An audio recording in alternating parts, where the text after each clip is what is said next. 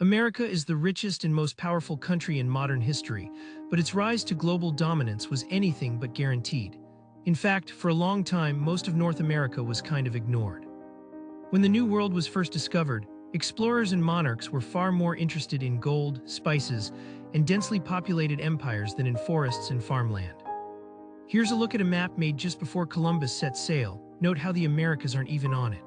The Vikings claimed they had stumbled across an island way out west, but no one really followed up on that lead, and their discovery went largely unnoticed. Then in 1492, Christopher Columbus decided he could find a shortcut to Asia by sailing west across the Atlantic. Instead of silk and spices, he found Caribbean islands full of sunshine and curious locals. Convinced he had reached Asia, he called the people Indians and brought home gold trinkets and exotic talis to the Spanish monarchy. Spain was intrigued, not because he found a new continent, but because he found treasure. Columbus was told to go back, convert everyone to Christianity, and bring back more gold.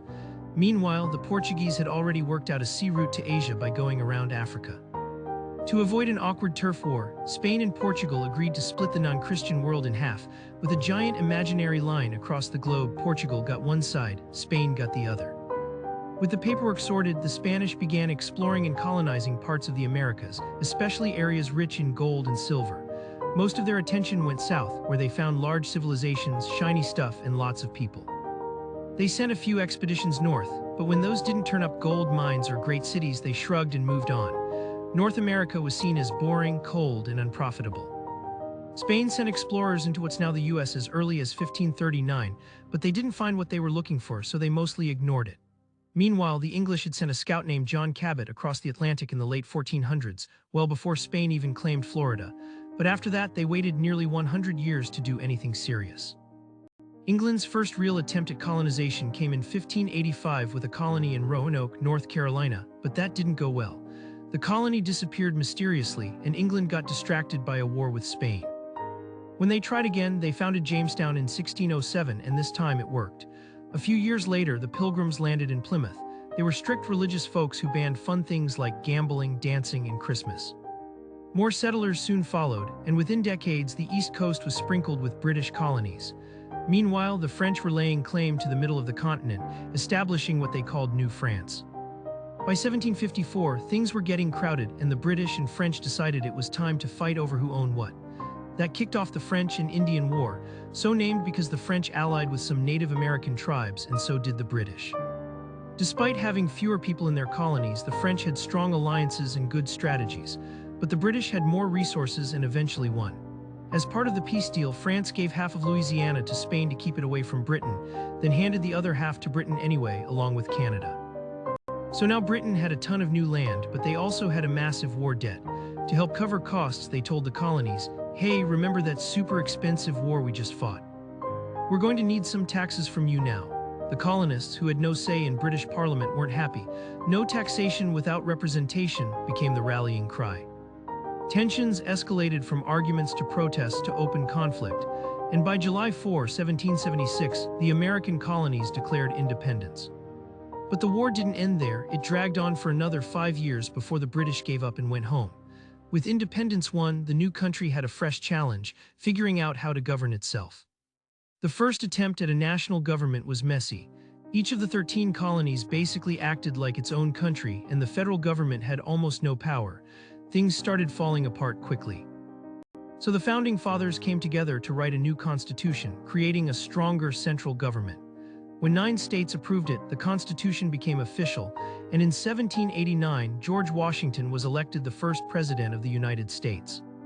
At the time, the country was still relatively small, and Spain still owned the land to the west. But over in Europe, Napoleon had taken control of France and was busy trying to conquer everything.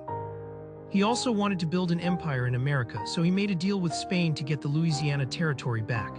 The US, worried about access to the Mississippi River, asked if they could buy New Orleans. Napoleon thought about it. He needed money to fight Britain, and he realized that selling Louisiana might actually help him by keeping the Americans neutral.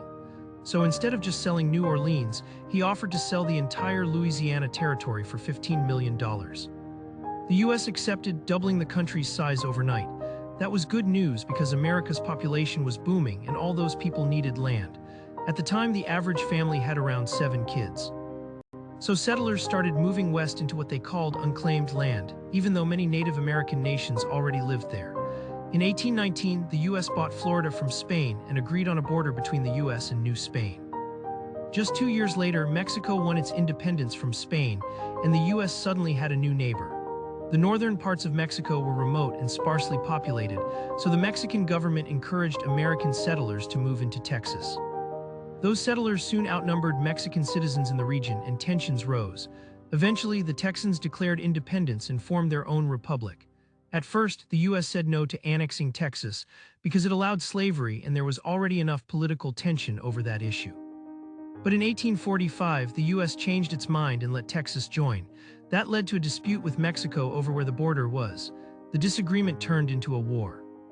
At the end of the war, the U.S. paid Mexico $15 million and received a massive chunk of land, what's now California, Arizona, New Mexico, and more. A few years later, the U.S. paid another million for a small piece of land in the south, completing the southern border. Around the same time, the U.S. and Britain peacefully agreed to divide the Oregon Territory at the 49th parallel, giving America access to the Pacific. In less than 50 years, America had expanded from coast to coast, and the expansion wasn't over. After the U.S. acquired California, word spread fast that gold had been discovered. That triggered the famous gold rush, and people from all over the world flooded into California to try their luck.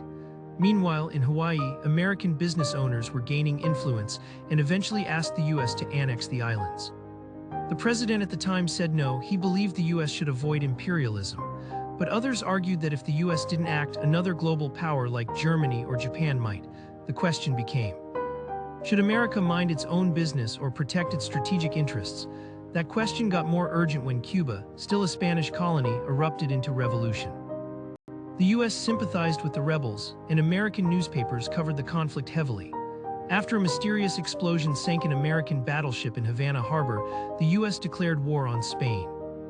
In the Spanish-American War, the U.S. quickly took control of Cuba, Puerto Rico, Guam, and the Philippines, marking the end of the Spanish Empire and the beginning of America's presence as a global power. That same year, Hawaii was annexed and became a key naval base. Soon after, President McKinley was assassinated, and his energetic vice president, Theodore Roosevelt, became president. Roosevelt believed in a strong navy and global presence. He famously helped Panama gain independence from Colombia so the U.S. could build a canal there. The Panama Canal opened in 1914, allowing ships to travel quickly between the Atlantic and Pacific, and giving America a huge strategic advantage just as World War I began.